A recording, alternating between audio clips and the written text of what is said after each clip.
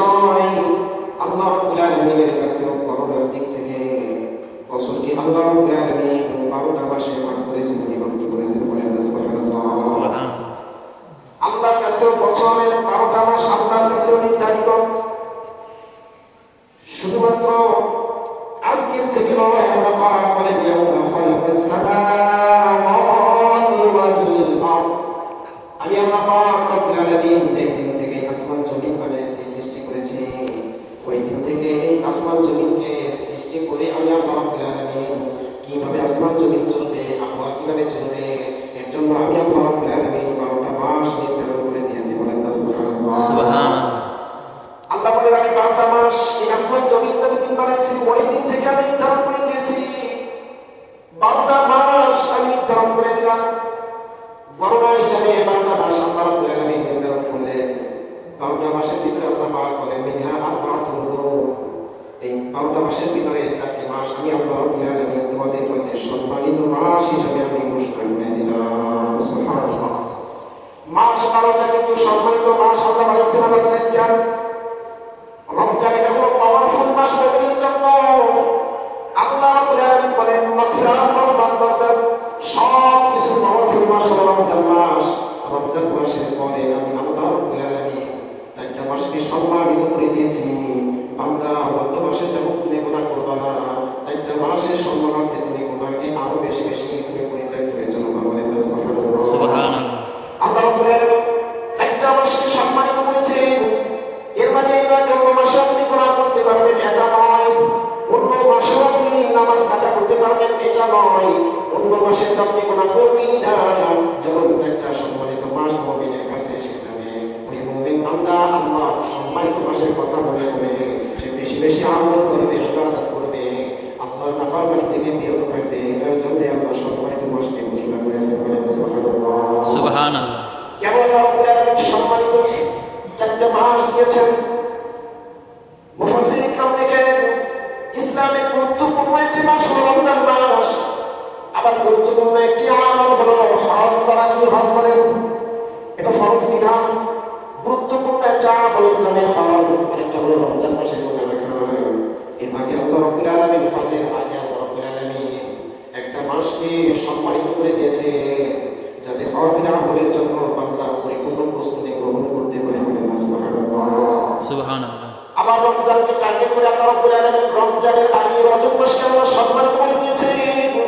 এই জন্য আল্লাহ বাদ দিয়েছেন কারণ রমজান মাস সামনে আসার আগে আমার বান্দা সব গুনাহ থেকে বিরত থেকে ওই রমজান মাসের সফলতা অর্জনের জন্য বান্দা রজব মাস থেকে তার জীবনের পরিবর্তন ঘটাবে, আমল করা শুরু করে দিবে, বেশি বেশি দোয়া করবে আল্লাহর কাছে, আল্লাহর কামনা দোয়া করবে। এই জন্য রমজান মাসকে আল্লাহ রজব মাসকে হারাম করেছেন। সুবহানাল্লাহ। তাহলে 12টা মাসের ভিতরে 4টা মাস আল্লাহ রাব্বুল আলামিন হারাম করেছেন, সম্মানিত করেছেন। এই একটা 4টা মাসের ভিতরে একটা মাস হলো রজব মাস। জাহিলিয়াতের যুগে যখন ইসলাম আসে না, যে জাহিলিয়াতের যুগ আমরা জানি, ওই জাহিলিয়াতের যুগে পর্যন্ত রজব মাস আসলে তারা যুদ্ধ বিগ্রহ বন্ধ করে দিতে পারে। সুবহানাল্লাহ। সুবহানাল্লাহ। এই 4টা মাস জাহিলিয়াতের যুগে যখন জাহিলিয়াতের যুগ বলা হয়, ওই জাহিলিয়াতের যুগ পর্যন্ত তারা 4টা মাসকে সম্মান করত। এই জন্য তো কোরআনুল কারীমে সূরাতুল বাকারার ভিতরে এসেছে আল্লাহ নবী যখন নবী পেতাম দাবি করলেন যে তিনি আল্লাহর আদম নবী, সর্বশেষ নবী, আকাইদ আব্দুল তাজিদার মদিনা তুলালে আমিনা মুহাম্মদুর রাসূল সাল্লাল্লাহু আলাইহি ওয়াসাল্লাম যখন মানুষকে বললেন, মানুষেরা ট্রাই করার জন্য নবীকে প্রশ্ন করল, আপনি যখন নবী দাবি করেন তাহলে আমাদেরকে একটু শোনায় দেন। আল্লাহ পাক এই 4টা মাস সম্মানিত করেছে। ওই মাসে যুদ্ধ করা, হত্যাকাণ্ড ঘটানো, এটা ইসলামে কি একটু আপনি বলুন। জাহিলিয়াতের যুগে রাসূলকে প্রশ্ন করা হয়েছে রজব মাসে যুদ্ধ করলে কি হবে একটু বলেন তো। আল্লাহ পাক যখন আয়াত নাযিল করে জানায় দিলেন, আপনি তাদেরকে জানায় দেন কুল কিতালু ফীহি কাবীর, অন্য মাসে যুদ্ধ করা তোমার অপরাধ, কিন্তু রজব মাস হওয়ার পর যদি কোনো বান্দা যুদ্ধে লিপ্ত হয়ে যায়, রক্তপাতের যুদ্ধে লিপ্ত হয়, তাহলে এটা হবে ওই মাসের তুলনায় আরো আরো আরো আরো মারাত্মক ধরনের অপরাধ। রজব মাসকে আল্লাহ সম্মানিত করছেন, গুনাহ ছাড়তে বলছেন। এখানে অন্য মাসে গুনাহ করা যায় বলেন অন্য মাসে তো গুনাহ করবোই না, রজব মাসে তো গুনাহ করবোই না, অন্য মাসেও করার ধারে যাবো না। এই কথা বোঝানোর জন্য যদি বলি সিগারেট খাওয়া, বিড়ি খাওয়া এটা সাধারণ পাবলিকের কাছে বসে খাওয়া যে অপরাধ, আর বাবার সামনে বসে খাওয়া কিন্তু একই অপরাধ নয়, ঠিক কিনা বলেন? সাধারণ মানুষের সামনে বসে আপনি বিড়ি খাওয়া, সিগারেট খাওয়া এটা অপরাধ, তবে ওই ধরনের অপরাধ নয়। নিজের জন্মদাতা পিতার সামনে বসে যদি আপনি শ্বশুরের সামনে বসে যদি বিড়ি খান, তাহলে ওইটার থেকে অনেকটা আরো জঘন্য কাজ, ঠিক কিনা বলেন? সমাজের মানুষেরা বলবে ওর কোনো কমন সেন্স নাই, ও একটা বেয়াদব, আস্তা ও একটা শয়তান। সমাজের মানুষরাও এমন বলবে। আল্লাহ পাক বলেন অন্য মাসে গুনাহ করলে গুনাহ, তবে আমি যে সম্মানিত একটা মাস দিয়েছি এই মাসগুলোতে যদি তুমি গুনাহ করো তাহলে ওটা আরো জঘন্য এবং খারাপ তোমার গুনাহ হয়ে যাবে। বুঝতে পারছেন? তা আল্লাহ পাক এই রজব মাসকে সম্মানিত করেছেন। এমন একটা মাস, রজব মাস যেমন হাদিসে এসেছে রাসূল সাল্লাল্লাহু আলাইহি ওয়াসাল্লাম হযরত আনাস রাদিয়াল্লাহু তাআলা আনহু থেকে বর্ণিত, আনাস রাদিয়াল্লাহু তাআলা বলেন ইদা দাখালা রজব ক্বালা আল্লাহুম্মা বারিক লানা ফি রজব ওয়া শাবান। আমার পয়গম্বর যখন আকাশে রজব মাসের চাঁদ দেখতেন, আমার নবী সঙ্গে সঙ্গে আল্লাহর কাছে দোয়া করা শুরু করে দিতেন। সুবহানাল্লাহ।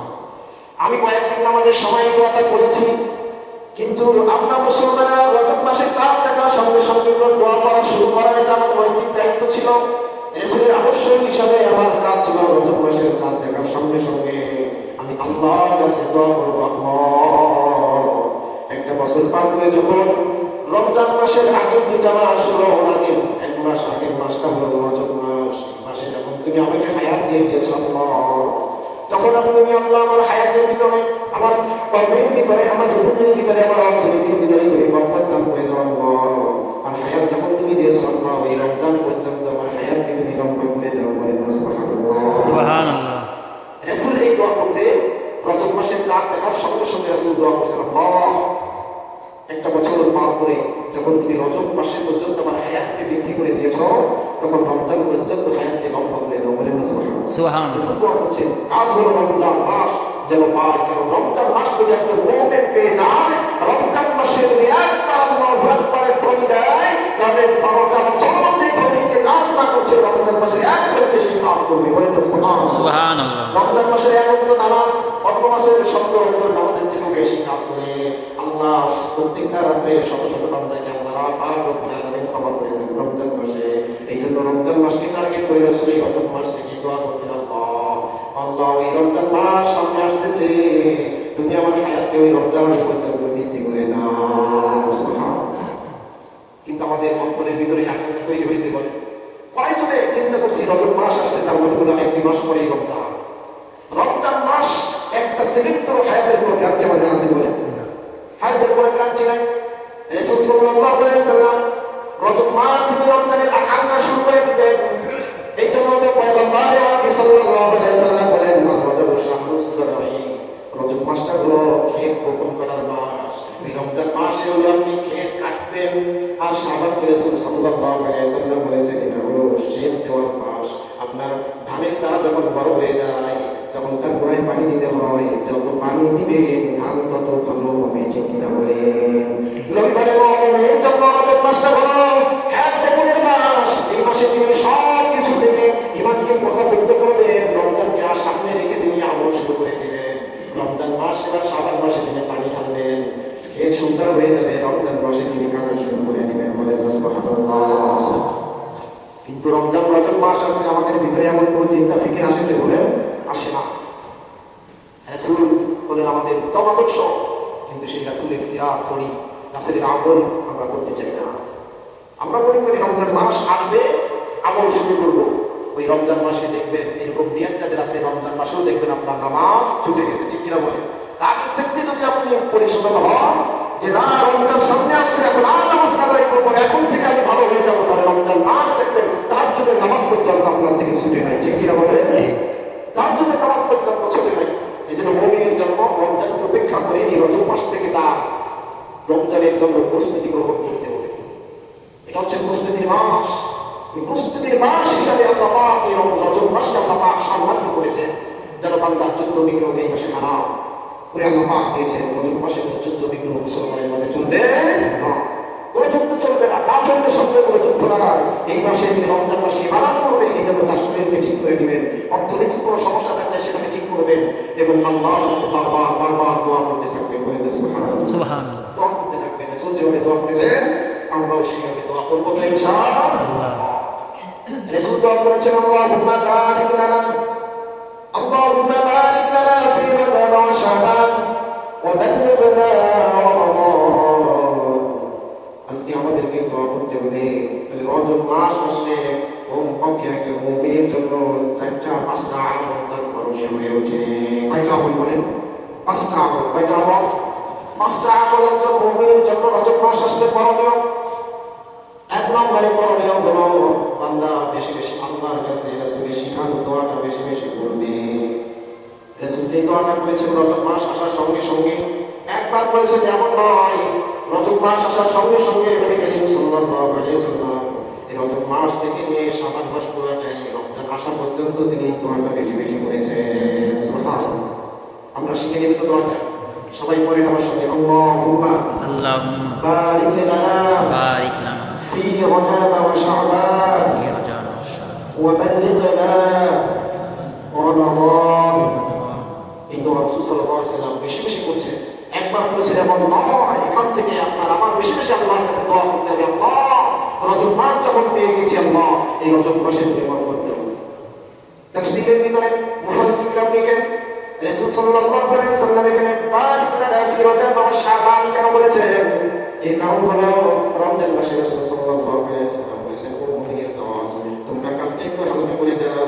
রমজান মাসে তোমরা বেশি বেশি আমলের জন্য নিজেকে ফারিগ করে নাও। অন্য 4-11টা মাস আছে তুমি নিজের জন্য বেশি বেশি কাজ করো, কিন্তু রমজান মাসটা আল্লাহর ইবাদতের জন্য ছেড়ে দিয়ে কাজকে কমাও, আল্লাহর ইবাদত করিয়ে দাও। রমজান মাসে আল্লাহ রাসূল এই রজব মাসে আল্লাহুম্মা বারিক লানা ফি রজব ওয়া শাবান, এই জন্য নবী করিম সাল্লাল্লাহু আলাইহি ওয়াসাল্লাম বলতে লাগে আল্লাহ আমার যে হায়াত আছে, আমার যে শরীর আছে, এই শরীরের ভিতরে তুমি এখন থেকে বরকত ঢুকিয়ে দাও। আমার শরীর যাতে সুস্থ থাকে, কোনো রোগ না থাকে, রমজান মাসে রোজা রাখতে আমার জন্য কষ্ট না হয়।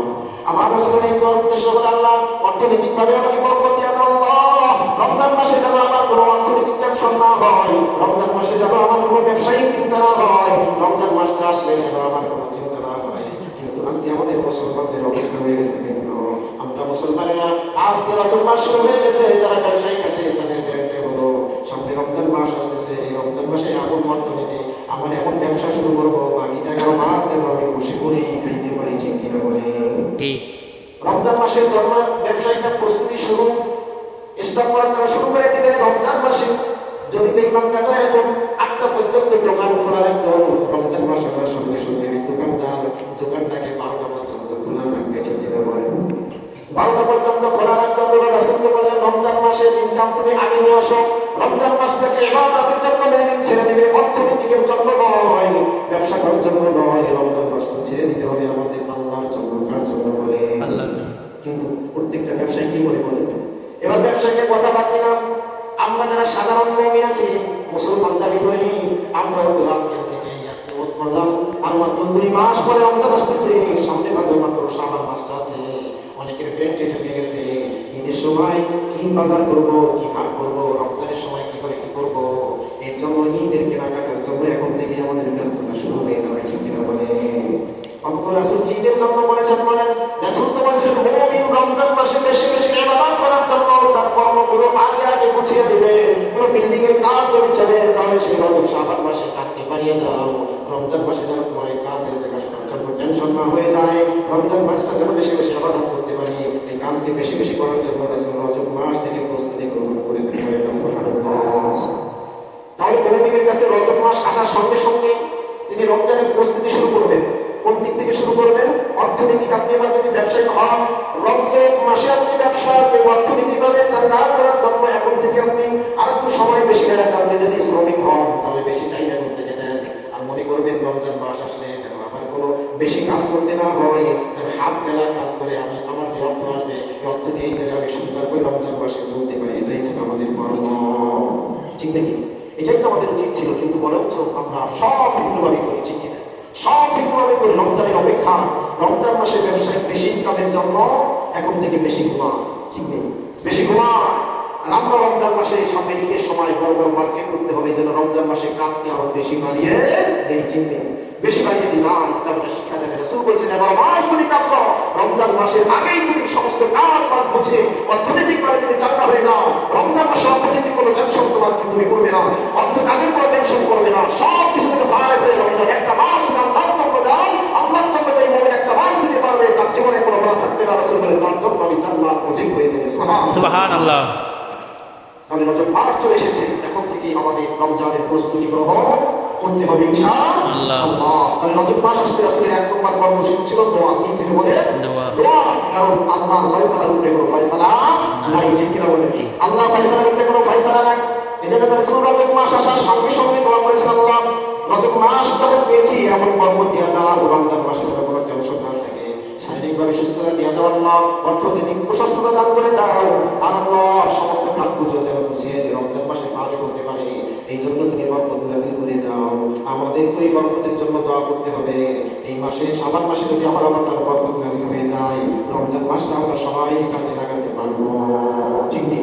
সবাই আমরা কাজে লাগাতে পারবো। আর যদি বরকত না আসে, বরকত না আসে ইমানের ভিতরে, বরকত না আসে দেহের ভিতরে, এমন অসুস্থতা রমজান মাসে দেখবেন রোজাতে দূরের কথা, রোজার নাম শুনলেই ভয় ডরে দশ হাত ধরে থাকবো, ঠিক নেই? এজন্য ভাই আমার রজব মাস আসলে রাসূলের এক নম্বর কর্মসূচি ছিল আল্লাহর কাছে দোয়া করা। আমরাও দোয়াটা বেশি বেশি করবো তো ইনশাআল্লাহ। এখান থেকে নিয়ে রমজান পর্যন্ত দোয়া চলবে, এক নম্বর কর্মসূচি। দুই নম্বরে হলো গুনাহ ছেড়ে দেওয়া। রাসূল সাল্লাল্লাহু আলাইহি ওয়াসাল্লাম রজব মাস আসার সঙ্গে সঙ্গে মুমিনদেরকে বলেছেন, মুমিনরা তোমরা গুনাহ ছেড়ে দাও।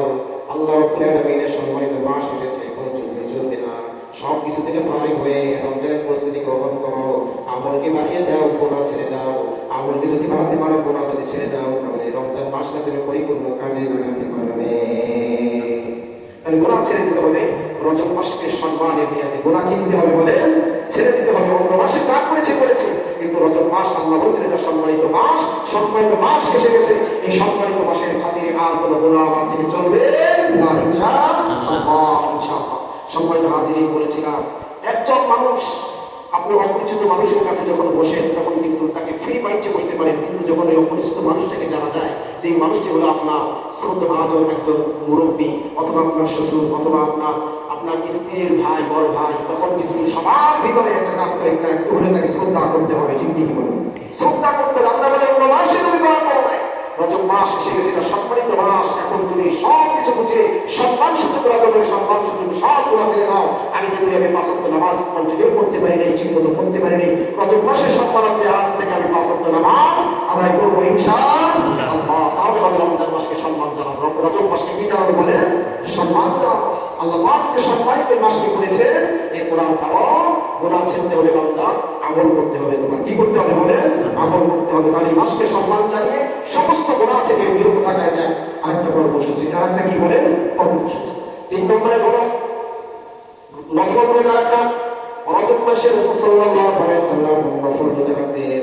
যেহেতু এই মাস হলো রমজানের প্রস্তুতির মাস, রমজানকে টার্গেট করে রজব মাস থেকে রাসূল প্রস্তুতি গ্রহণ করতেন। এই জন্য রাসূল সাল্লাল্লাহু আলাইহি ওয়াসাল্লাম রজব মাস থেকে তিনি রোজা রাখা শুরু করে দিতেন। বলেন না সুবহানাল্লাহ। 3 নম্বর রজব মাসের কর্মসূচি হলো রোজা রাখার কর্মসূচি। হযরত ইবনে আব্বাস রাদিয়াল্লাহু তাআলা আনহু থেকে বর্ণিত, রাসূল সাল্লাল্লাহু আলাইহি ওয়াসাল্লাম রজব মাসে আসলে তিনি এমন ভাবে রোজা রাখা শুরু করে দিতেন। ইবনে আব্বাস রাদিয়াল্লাহু তাআলা আনহু বলেন, রাসূলের রোজা রাখার পদ্ধতি দেখে আমাদের মনে হতো তিনি এই মাসে আর রোজা তিনি পারবেন না। এইভাবে রাসূল রজব মাসে রোজা রাখতেন। আবার রাসূল যখন রোজা রাখা ছেড়ে দিতেন তখন মনে হতো এই মাসে তিনি আর রোজা রাখবেন না। আর মানে এগুলো ধারাবাহিক রাখতেন না, মাঝে মাঝে রাখতেন, আবার মাঝে মাঝে তিনি ছেড়ে দিতেন। এই জন্য রজব মাস আসলে কিছু নফল রোজা রাখা, বিশেষ করে যে রোজাগুলো আছে যেমন সোমবার এবং বৃহস্পতিবার রোজা রাখা, সুন্নাত। এটা কি বলে? সুন্নাত। রাসূল সাল্লাল্লাহু আলাইহি ওয়াসাল্লাম সোমবার বৃহস্পতিবার রোজা রাখতেন। কয়েকটি কারণে রাখতেন। এক নম্বর সোমবার দিনে রাখতেন যেহেতু ঋতু, এই দিনে রাসূল সাল্লাল্লাহু আলাইহি ওয়াসাল্লাম বলেছেন আমি জন্মগ্রহণ করেছি। বলেন সুবহানাল্লাহ। জন্মদিনের কর্মসূচি রোজা রাখা, ঠিক কি না বলেন? কেক কাটা জন্মদিনের কর্মসূচি ইসলামে কি বলে? রোজা রাখা। রাসূল সাল্লাল্লাহু আলাইহি ওয়াসাল্লাম রোজা রেখেছেন সোমবারে জন্মগ্রহণের কারণে, তাহলে রাসূলের অনুসরণ করে সোমবারে রোজা রাখা সুন্নাত হবে। 2 নম্বরে রাসূল সাল্লাল্লাহু আলাইহি ওয়াসাল্লাম বৃহস্পতিবার রোজা রেখেছেন, কারণ হলো আল্লাহ পাক রব্বুল আলামিনের কাছে আমল যেই দিন পেশ করা হয়, পুরো সপ্তাহে আমল পেশ করা হয় হলো সোমবার আর বৃহস্পতিবার। টোটাল আমল পেশ করে বান্দা। সাপ্তাহিক আমল পেশ করা হয় বৃহস্পতিবার। কোন দিনে বলেন? বৃহস্পতিবার আল্লাহর কাছে। আবার আপনার রোজা থাকা অবস্থায় যদি আমল আল্লাহর কাছে পেশ হয় তাহলে ওই আমল বেশি আল্লাহর কাছে গ্রহণযোগ্যতা পায়। বলেন না সুবহানাল্লাহ। এই জন্য কোন সোমবার বৃহস্পতিবার রোজা রেখেছেন, এর উপায় হলো মাসিক থেকে রোজা রাসূল সাল্লাল্লাহু আলাইহি ওয়াসাল্লাম রেখেছেন। আইয়ামে বীজ করা হয় 13, 14, 15 তারিখ। রাসূল সাল্লাল্লাহু আলাইহি ওয়াসাল্লাম প্রত্যেকটা চাঁদে 13, 14, 15 তারিখে রোজা রাখতেন। কত তারিখ বলেন? 13, 14, 15 তারিখ। রজব মাসে যদি আমাদের সম্ভব হয় তাহলে আমরা 13, 14, 15 তারিখ কি রাখবো বলেন? রোজা রাখবো। হাদিসে আসছে রাসূল সাল্লাল্লাহু আলাইহি ওয়াসাল্লাম বলেন ইয়াউমুল বীজ যেটা আছে রাসূল সাল্লাল্লাহু আলাইহি ওয়াসাল্লাম 3 দিন রোজা রেখেছেন মাসের সপ্তাহে মাসের ভিতরে। এই 3 দিনের রোজার কথা রাসূল বলেন ইয়াউমুদ দাহার, এটা এক বছরের রোজার সমান রাসূলুল্লাহ সুবহানাল্লাহ। এক বছর সওয়াব পাওয়া যায় যারা মাসের সপ্তাহে মাসিক রোজা 3, 13, 14, 15 রাখে তাদের আল্লাহ পাক এক বছর সম্পূর্ণ সওয়াব দেন একটা রোজায়। সুবহানাল্লাহ। এজন্য এই রজব মাসে পারলে আমরা এটা রাখার চেষ্টা করব। এই রাতগুলো বেশি আপনি তাহাজ্জুদের আমল করেন। মাকামান মাহমুদা আল্লাহ পাক রাসূল সাল্লাল্লাহু আলাইহি ওয়াসাল্লামকে বলেন রাতের থাকার অভ্যাস, রোজা রাখার অভ্যাস, রাতে নামাজ পড়ার অভ্যাস, তাহাজ্জুদের নামাজ পড়ার অভ্যাস যদি হয়ে যায় এই মানুষগুলোকে আল্লাহ পাক মাকামে মাহমুদা করে দেন। সুবহানাল্লাহ। এই জন্য তো আমাদের ফরজ নামাজ যেমন গুরুত্ব নাই, রাসূলের ফরজের সমতুল্য তিনি তাহাজ্জুদ নামাজকে গুরুত্ব দিয়েছেন। তাহাজ্জুদ নামাজ রাসূলের ছুটেছে এমন ইতিহাস পাওয়া যায় না। এই জন্য আল্লাহ পাক তাকে এত মর্যাদা দান করেছে। দুনিয়াতে আখিরাতে পরকালে আসমানে জমিনে সব জায়গায় রাসূলের প্রশংসা। সুবহান। তাহাজ্জুদের নামাজ মিনাল লাইলি ফাতাহাজ্জাদ বিহি নাফিলাতান আসা আইয়াবা আসাকা রাব্বুকা মাকামান মাহমুদা। যদি রাতের নামাজ পড়ার অভ্যাস আছে আল্লাহ পাক বলে তাদেরকে মাকামান মাহমুদা বানায় দেন। তাদের সম্মানিত স্থান আল্লাহ পাক তাদেরকে দান করেন, এমন স্থান দান করেন দুনিয়া আখিরাত পরকাল সবখানে তাদের সম্মান আর সম্মান করেন। সুবহানাল্লাহ। আল্লাহ পাক রাসূলকে কত সম্মান দিয়েছেন। নামাজের ভিতরে রাসূলের নাম না নিয়ে রাসূলের প্রশংসা না করলে নামাজ হবে না। আপনি কালিমার ভিতরে রাসূলকে না দিয়ে আপনার ঈমান থাকবে না, ঈমান হবে না। দুনিয়াতে আল্লাহ, পরকালে আল্লাহ, আসমানের ফেরেশতারা রাসূলের প্রশংসা নিয়ে দিত। এমন কিছু ফেরেশতা আল্লাহ পাক বানিয়ে রেখেছেন যে ফেরেশতাগুলো 24টা ঘন্টা আমার রাসূলের উপরে দরুদ পড়ে নিয়ে যেতে বলে। সুবহানাল্লাহ। এজন্য উম্মতেরা উম্মতদের সম্মানিত হতে চান, তাহাজ্জুদের আমল করো। রজব মাস এই যে করতে দীর্ঘ একটা রাত কেউ যদি 6টায় উঠে ঘুম থেকে তারপর সে ফজরের নামাজ পড়তে পারবে, ঠিক কি বলেন? 6টার পরেই দেখো ফজরের জামাত ছিল, তাহলে আপনি 5:30টায় উঠলেও যদি আপনি 5টায় উঠেন একটা মানুষ তার তাহাজ্জুদ নামাজ পড়ে শেষ রাতে 5টায় উঠে নামাজ পড়েন নাকি? আল্লাহর কাছে বলেন যে আল্লাহ 12টা মাস 11টা মাসে অনেক কিছু করেছি, রজব মাস তোমার সম্মানিত মাস আছে আল্লাহ, এই মাসে কিছু তোমার তাসবিহ করতেছি, কেউ বলেন ইনশাআল্লাহ আমলগুলো করতে পারবো তো ইনশাআল্লাহ। আল্লাহ পাক আমাদের তৌফিক দান করুন, আমিন। রজব মাস করতে পারবে আল্লাহ পাক আমাদের সকলের জীবনকে পরিবর্তন করে আল্লাহর দিকে ঝোঁকার তৌফিক আল্লাহ পাক দান করুন, আমিন।